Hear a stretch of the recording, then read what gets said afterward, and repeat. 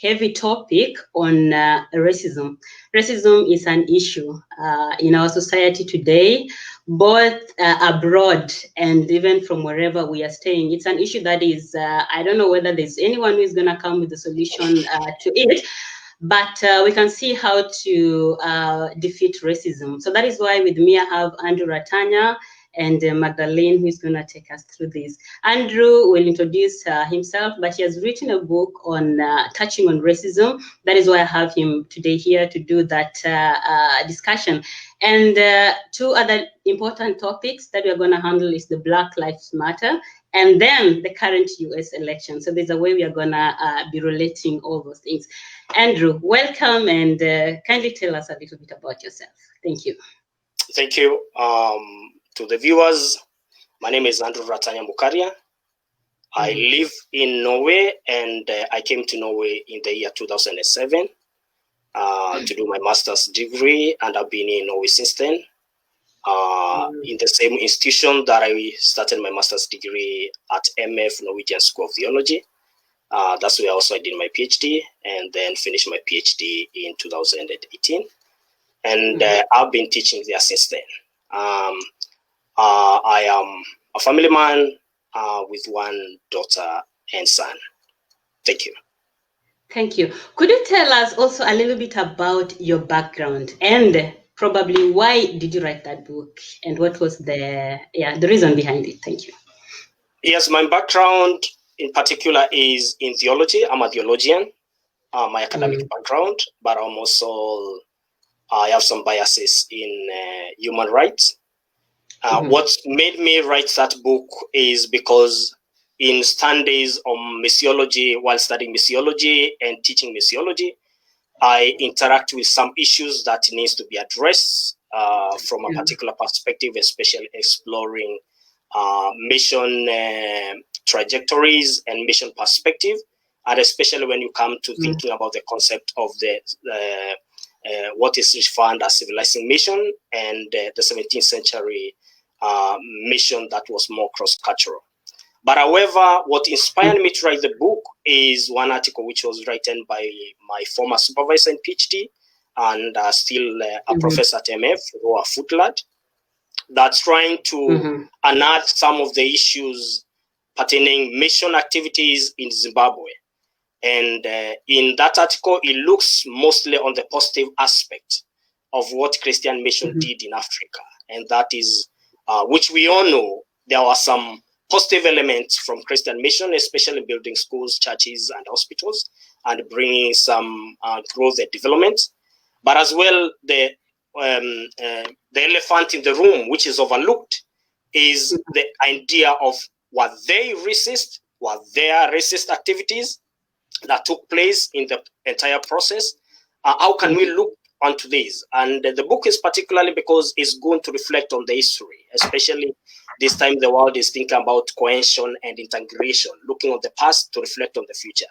So the book looks on the activities of the mission, their reflection on the past, inspired by their context that was generally to say pure white, predominantly white, and which was inspired by some of the biblical or religious aspect of one race superiority, the idea of West have to civilize the world, and then science of the day from Darwinism to eugenics and other kind of anthropology that happened that time.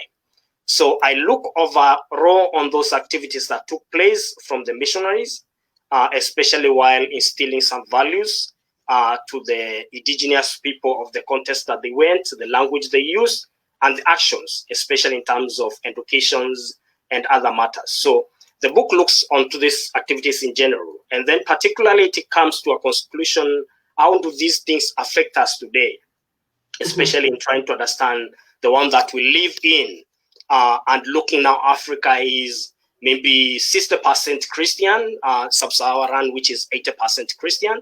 How do they affect us today? So I try to look on the effect, where particularly I see that the missionary activities of then, especially the anthropological activities, which were reducing to some extent, have created what really were called the dependency syndromes, whereby you think, you see the Africa, we feel like we are still held in shackles. We can't move.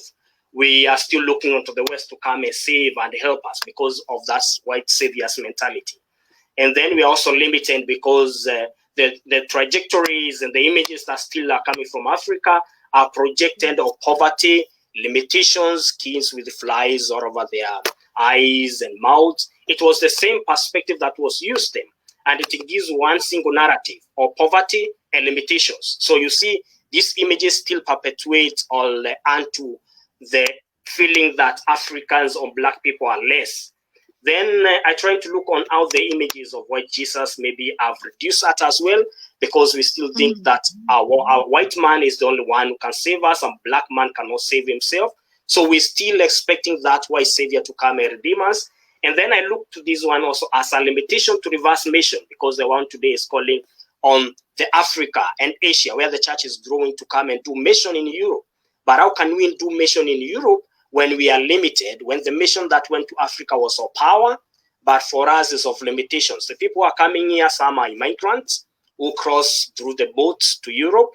Some of us came here as students. We are limited in power.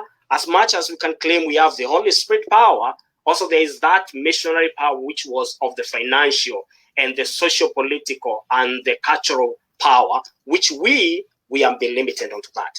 So that book is not to criticize the West as such, but to call each one of us to act upon addressing this evil, which is called racism. Yes. Thank you. Thank you so much. Yeah, it's good to have researchers on board. Wow. You know, when you have a researcher and we have a researcher, Magdalene, then you're going to handle this. Magdalene, just say hi to people as you introduce us to racism, what racism is and why we are talking about racism. Thank you. Yeah, thank you very much for this opportunity to have this kind of racism. Is a very sensitive topic to deal with, and especially when it comes to people of color like us talking about it. And sometimes I would say racism, I came to realize that we are talking more about it because we are being affected, because racism mostly is about color. It's about color. It's about ethnicity. And I realized too during my research is that it is now, it's a modern concept which has come also with the form of capitalism. That is what it has carried more during this period or these modern times. But mostly in the old times, they were talking mostly, it is about color. And then, and that superiority complex about a particular group of persons, which also relates with capitalism. It also relates with capitalism because I have the power and I know that I can hire you, that you don't have this, or you are on or with a particular race, that I'm able to control you. So I think racism has a very thin line in the modern times to talk about than the old times. I don't want to go now to make the differentiation as we are going to be talking alongside. I think we'll reach the point where we'll be able to differentiate the modern times and the traditional times of racism. But then racism is all about the color and ethnicity or ethnicity and capitalism being involved to show superiority complex over another group of persons. Yeah. Thank you. Thank you. Andrew, you'll add on that if you have something, but you'll also be starting on this section of the difference between traditional racism and modern racism. Thank you. I agree with Magdalene, the way she said racism is about color, But for me, sometimes I look race as a fallacy or something which really is stupidity. Sorry to say that. Because what is race per se? If you try to look into a group of people called European, or a group of people called Asian, or people called Africans, we have a lot of diversities within ourselves. So for me, I think I agree with individuals, social scientists, and biological sciences who have said there's nothing like race as such. I agree to them because race cannot be justified biologically or cannot be justified by any other means apart from socially being constructed and also being a political tool. And that's why I agree with Magdalene when she says is about capitalism. And indeed, when you look, racism became a factor or grew when the Europeans started moving to other territories, especially in conquest, and to have materials for their own industrialization. So the first wave of imperialism, which happened like 15th century, when the Portuguese started going to South America and Africa, they met the people who existed there, then coupled with the myths that they had, because like the way we think about aliens in the sky, that's what they thought some other peoples existed who have maybe long tails, and one writer had written they have big feet like those of elephants. So when they went and met those peoples with those stereotypes in their mind, they started to subjugate them. By subjugation, they started using now for their own benefit. So they again created what is called us versus them, in using these people for their own empowerment. And they created that race different to create some people who will be in control, so who will be in power, and those who to be in controlled were put in the lower category. And that's how the things went. And then, as I said earlier, the science came into play. Especially we have some people like Frederick Farrell, who in 17th century said like there are three categories of people. He called one savages, and the others semi-civilized, and the others civilized. And in that category, savages were put to be people of Africa and India, and then semi-civilized were put people of China, and then the civilized were put in category the European. So they used that mentality to subjugate and subdue others for their own benefit. Hence the meaning of the race came. But if you look clearly, racism is what then? It is social construct with more of a political and capitalistic, like Magdalene said, to abuse and use for their own purposes. Thank you. Thank you for that. So Darwan, thank you for that contribution. So Magdalene, I'll invite you to work on that, the difference between the traditional and modern racism, as you also take on the effects that it has brought into our society. Thank you. Yeah, I want to thank Andrew. He made a very, very pertinent point. That's what is going to help me now to make this. He called it social constructs, because if those social constructs, we talk about imperialism, and then it had to come with segregation and trying to differentiate, because you cannot differentiate between race and ethnicity. It has a very thin line. Because those from the same race, and they think they come from the same ethnic group or superior, I would say, because of that class, that social construct, which Andrew said, that class of the civilized, the uncivilized, or the developed, the underdeveloped. I don't know who were the people that they were constructing those or those stratas, how those stratas were being made in order to distinguish people who are the best. So now the social construct has come in a different way during our modern times. That's why I talked about the capitalism, which is the major in our modern times. In the old times, mostly they were those rich farmers, even though it was capitalism, there was those rich farmers that they thought they are bourgeois, they are bourgeoisie, they have, or they come from this kindred, they're the ones that they control the machines and whatever. And then just to show their power, it wasn't too much on their color, just to because even some who they were white, they also took them as slaves or whatever to work in their farms. It was so much pronounced with the black man, or I'll say with those who were from Africa, because they were stronger. And the others that they took them from across the Atlantic, some did not survive, but they realized that a black man was able to survive. So it means this did not just come because of their color that they survived. They were strong naturally. That they were able to the harsh condition, no matter the harsh conditions that were being given to them, they were able to resist and stay.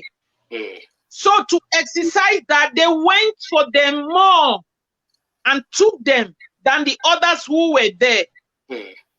So that is the traditional racism, which was, so the modern one now has come, which the people that they have the power, the capitalists, they start to think that it is not only about, they start to feel class stratification. So it is now going to even those who are their color are not really dark, they are not black colors, they might be coming from Malaysia or some other places that they are lighter than us, but they feel that they are higher than them. So that is a new kind of racism, the modern kind of racism.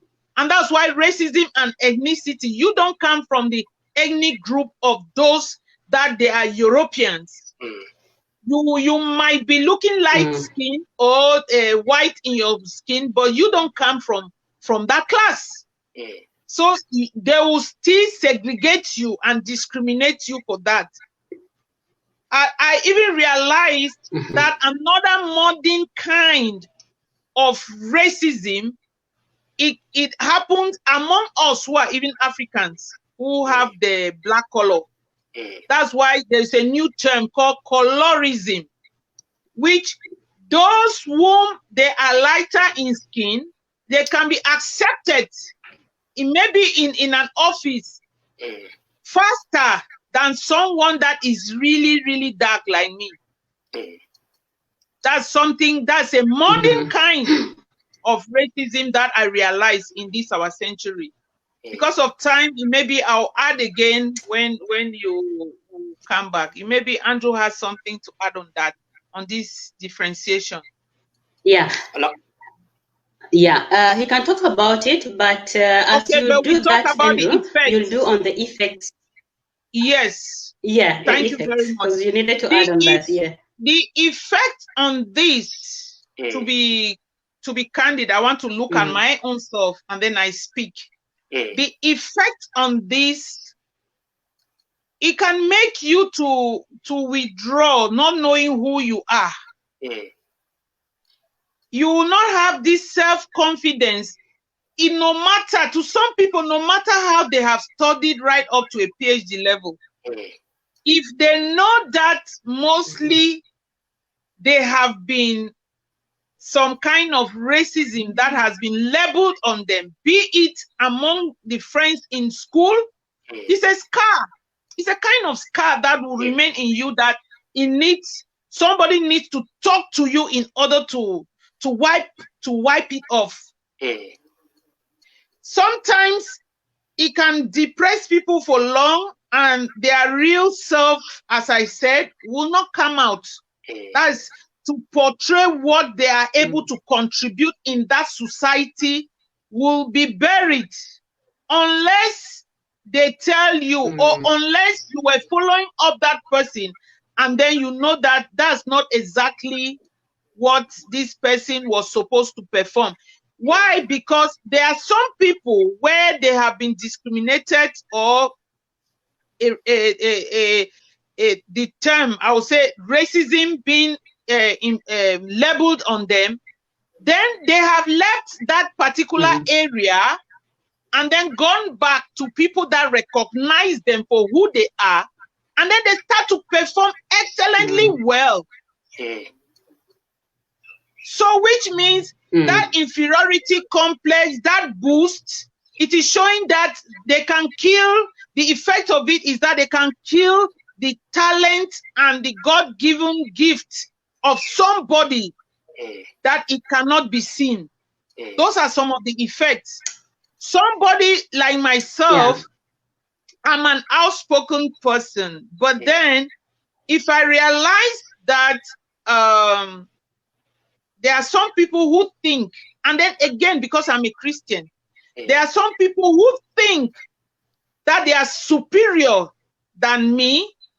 What I do, because I know who I am, what God has made me to be, I know that I'm on in the superior class with God, because I'm born in His image. I know that consciously.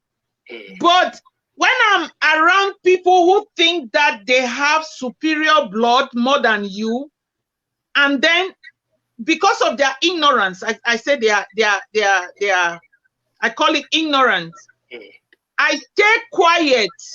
It is not because I feel, I have a friend that will say, but Mado, why is it that they did this to you? Why is it that you do not? She wants to fight for me.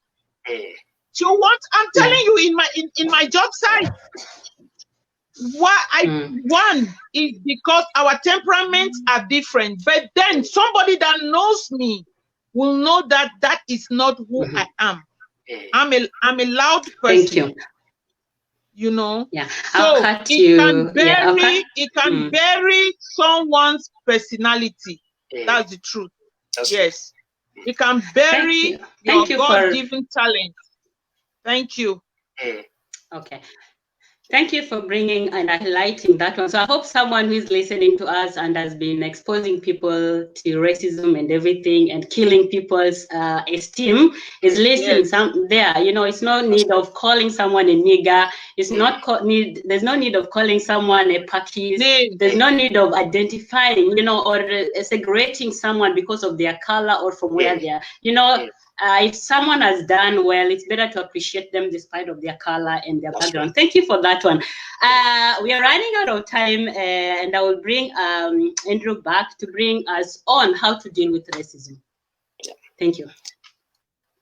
Before I say how to deal with racism, I have to add literal to what Mando said, which she has said, very important point, the ones you have repeated as well. Yeah. In true sense, the greatest effect of racism is psychological effects. It reduces people, because racism is there to reduce you from the human status to less human being. So whoever is doing that, they know that they are limiting what was created by the image of God, which is very wrong. And to a great extent as well, another effect of racism, especially like the societies we live, if we look on all the societies that have earned overt racism, especially we see the USA, we see South Africa, is it limits the social cohesion of the people. People live with fear against each other. So a society like the one we are in, Norway and other kind of part of Africa, Europe, if you want to bring the people together, is learn to appreciate the values which are inbuilt to each and particular people as different as they are, then bring them together for social harmony and social cohesion.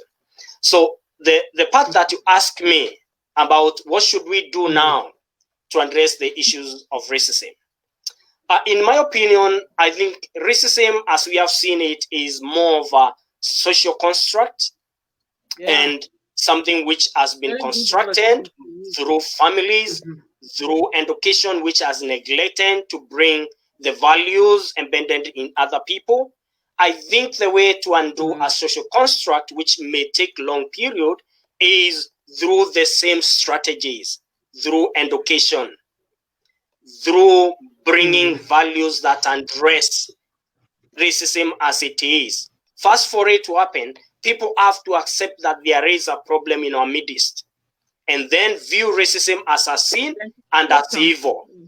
So unless we view racism as a sin and evil, then you will not be able to address it. As long as some people view their race as superior than other races, as long as some people haven't acknowledged that we are all created in the image of God, as long as some individuals haven't acknowledged that human knowledge is equal to all human beings, regardless of the color, regardless of the place where they were born, and what limits us is resources, not the colors of our skin, then you will not be able to make any progress. So much as we'll have education, there must be that things of acceptance.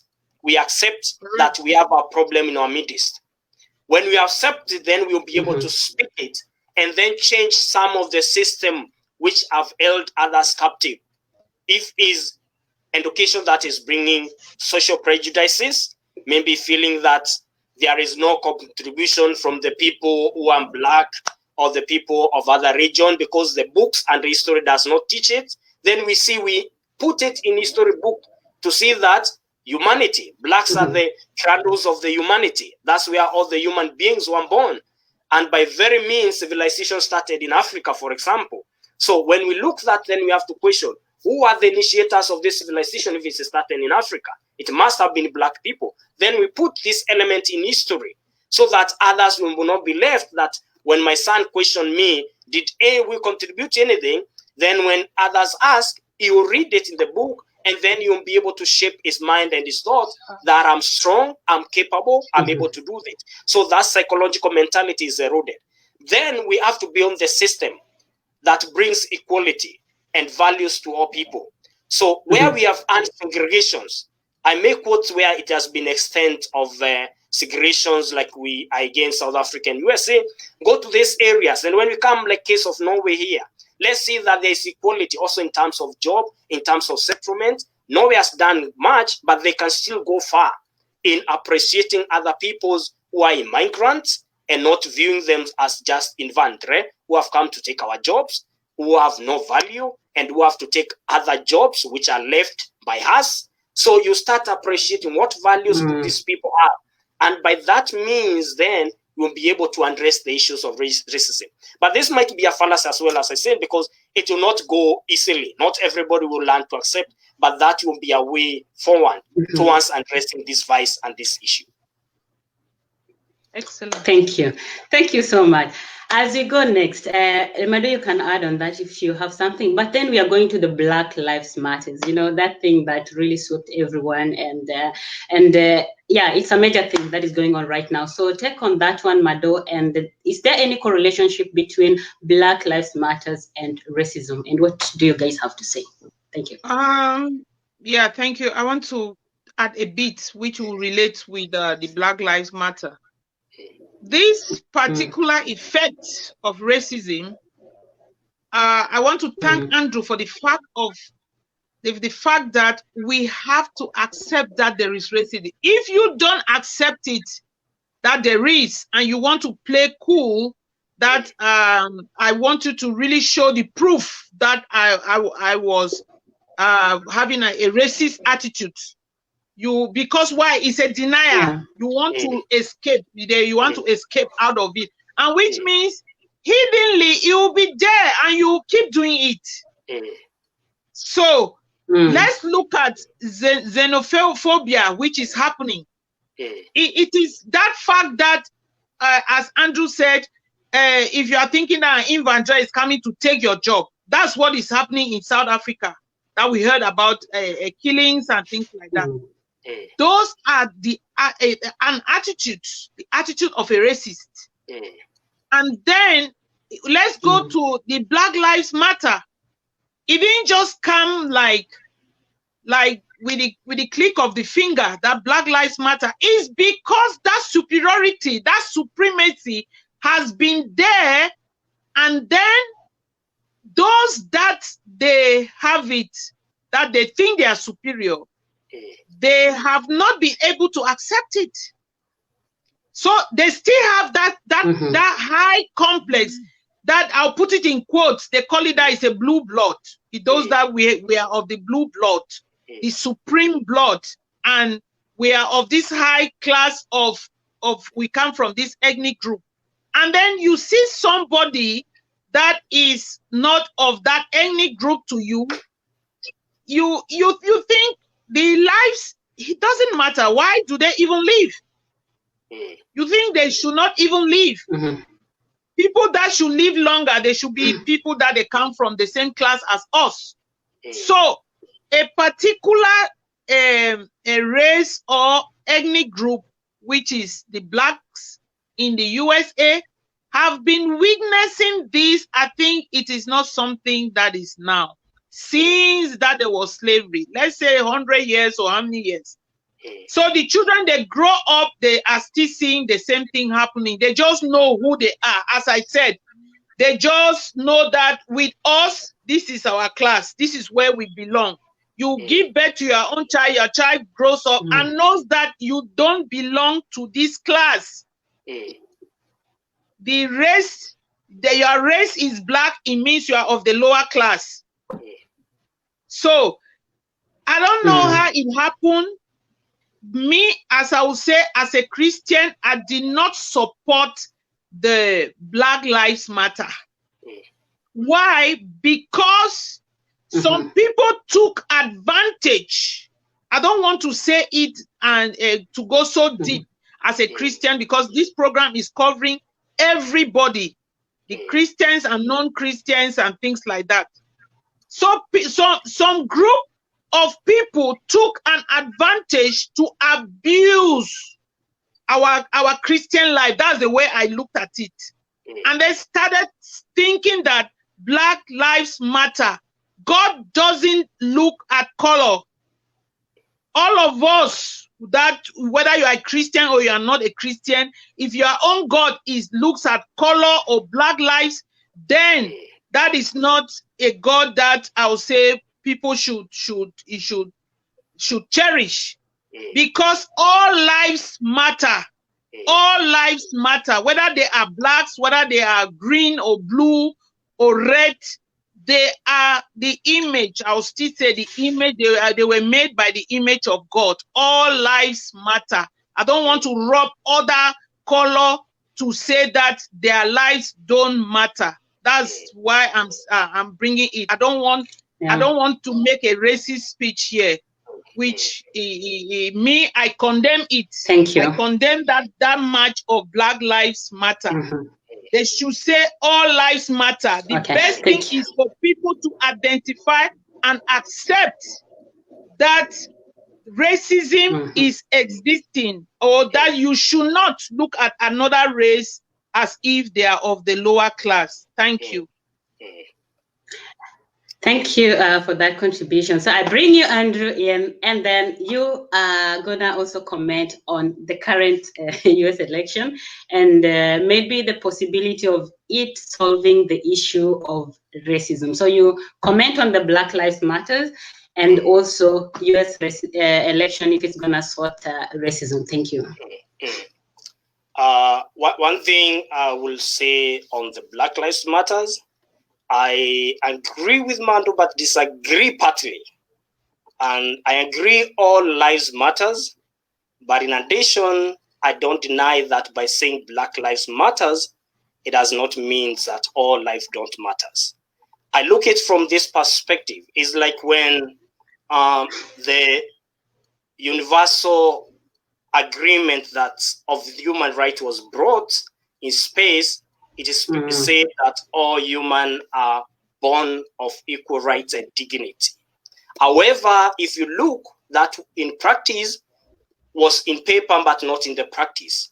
Because as we look today, especially when we read the history of USA, a black man is 3 times more likely to be shot by police than a white man. Then in a community, for example, where George Floyd died, you may meet that in the cell, the people who are there, the population of the blacks might be 20%, but the people who are in prison are 80% of the entire people in the prison. Then you meet that the people who are living in the ghettos and the place that have low life quality are the blacks over the whites. And then you meet again that a black man is more likely to have police being called for him or her. A black person is more likely to police be called for them or her for being black than a white person. So when you look onto all these things, you see that there is an element of direct prejudice against the black people. And then when you look onto all these parameters, you realize that this life of a particular individuals who are black is being targeted. And then their life has become valueless and worthless. So when the black people say Black Lives Matter, it's because of the experiences, it's because of the sufferings, it's because they are more likely to die. A black man is more likely to die for a crime they have committed or not committed than a white person. So the whites who felt that also Black Lives Matters joined the movement. However, it was the wrong time. And then the disadvantage is the politics and the situation of USA can be more polarized than other contexts. But this thing didn't say, is like when people say about valuing and raising women, trying to empower my daughter, for example, it does not mean that I will empower my son less. I'll still empower my son, but still empower my daughter. So that means the life of my daughter is of value as it is that of my son.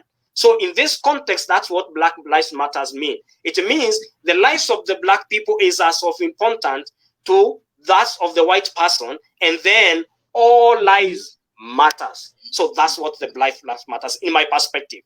But then what will the elections of Biden bring the change and differences? Well, even this one is a controversial issue, and especially because it has taken a religious tones as well as political tones, especially trying to figure who is more religious between Biden and between Trump. So that one is also very sensitive, but I'll speak my mind as a person. It has not adhered to any religious or my religious belief. For me, what I feel is that Trump may be a good person in some perspective, but his ideologies ignited something which was there in existence long time ago in USA, especially his tones, where he did not directly condemn the people who are supremacists or who are trying to bring white attitude back to the society. It ignited some racial attitude. Like we have seen several cases where some churches were banned. It did not condemn outright. We saw that boy who went with the gun shooting people. He did not condemn outright. Then in the debate that they had, when he was asked about those called white boys, what he said is stand still and stay still. He did not tell them to lay down their weapons. So when you see those attitudes, those utterances, in one or the other, they will ignite some people. And then, in my opinion, that's my opinion as well, it to some extent, Trump did not make America great, he made racism great again. So he brought a perspective that white privilege, white matters. And then when we look into his history, it is a person who in one or the other has contributed to a condescending attitude of blacks versus white, trying to create that dichotomy, especially when we read from the history, whereby he's sponsored a total advert in a newspaper to condemn those 6 boys of the Central Park, that they should be hanged when they for the crime that they are not committed, only because they have been put to jail for a crime they haven't done. And then he went again to publish that thing. But now for Biden, what I look on him, he has his weaknesses, he has his failures. But the difference is because for him, he will not come and say, I'm not racist. what you'll do is you will accept that he has some privileges as white person. He will accept that he is superior because he's born of white race. However, he is trying to go an extra mile to say that we white, we have to accept that we have a problem in our society. And this problem is a problem which is creating differences among the blacks and white. And then he is saying that we have to look on the parameters. How can we entail values which will bring education qualities that all will understand that people are equal, and then we change the education system and the system that has been subjecting one particular group of the other. I don't mean that you'll achieve it all, but probably you may achieve something little that will be a leap and a step way forward. That's my opinion. Thank you. Thank you. Medo, you add on that, and then maybe way forward with racism as you close on your part. So the US election, if it's gonna bridge the racism issues, and also like way forward with the racism. Thank you. Okay. So well, I want to clarify that point when Andrew said maybe disagree a bit. I was not, because the whole thing with racism or Black Lives Matter boils around the politics behind that acceptability that I'm talking about. Because if people have not been able to identify what is the crux happening with race in America, then we will still be hovering around the point of Black Lives Matter, and then we are hanging it with politics being there's an interplay. There are some people who are behind. That's why I will say I have a man of God that will say that the men in the gloves. So there are people behind that they are perpetrating or pushing this thing to be seen in the limelight as if it is the blacks themselves that they have come up, whereas we have some other people behind the scene that we don't see them. So are we still playing the politics that this racism is going to reach a level, which is in what we are talking about, this US election now? So the politics behind it, we don't know, and that's why our opinions are very neutral. And that's why I become very neutral. I try to identify myself based on who I am, who God says everyone or every human being on earth is. That is where I'm trying to define it more than the politics or the interpolitical game which is behind. Yes, I want to look at Trump and Biden in my own perspective. Looking at both of them, it is still with what I studied in the school, religion and the public sphere. So which means you are playing to be a politician in that limelight based on the politics behind it. If you want to see very well, if Obama, for example, or other presidents, if you listen very well, when they want to say anything about religion or whatever, they will just say, God bless America. They will not say specifically the kind of God. Yeah, because the God bless America, it is all inclusive. It includes whether it is Buddhist God, Muslim God, the Christian God. So the difference now came when Trump started identifying a particular kind of God that he started openly say Jesus in it. With me, he had to sideline it. And then others now had to fight him. You have 1 minute to close it. Racism it is all about politics. So the way forward is acceptability for us to know that another human being should not be put down. And we have a unified body of a human race. We have only one race. That is the human race. That is what I should preach. Thank you. Your final words, Andrew. We have to finish within 1 minute. So your final word. Yes. What I will say is this is a brilliant topic, and bringing these kinds of topic in this kind of forum, they are relevant. Because for me, I think is racism is not avoiding to speak it, like we see in especially in some contexts, and especially, sorry to say, in Norway, racism is an avoidant topic. But for me, I think it shouldn't be avoided. It should be spoken. People should come in an open forum and speak and share. Blacks share their experiences, white listening to them, and then white share their prejudices and their feeling, and then we'll be able to understand each other. And then by that, we can be able to work as one cohesive society. And then my last point again, the society is changing. The society is becoming more pluralistic. We have to accept the reality as it is. Today's society will not be the society of 1920. Today, the person living next to you is a black person, is a white person, is an Hindu, Mando, is a Muslim, and we have all to be friends and share one God together and pray one God together. Amen. Yeah. Thank you. Amen. Thank you guys for sharing your views. And to someone else who has been listening to us, we send this information to you. If you call someone a nigger, if you call someone a Pakis because they are Pakistani, if you call someone, you know, yellow because they're from India or China or something like that, please take your words back, because it's bringing some people down, but a strong personality will never be brought down. Thank you guys, and thank you our listeners and viewers. Till next time. Thank you. Bye. Bye-bye.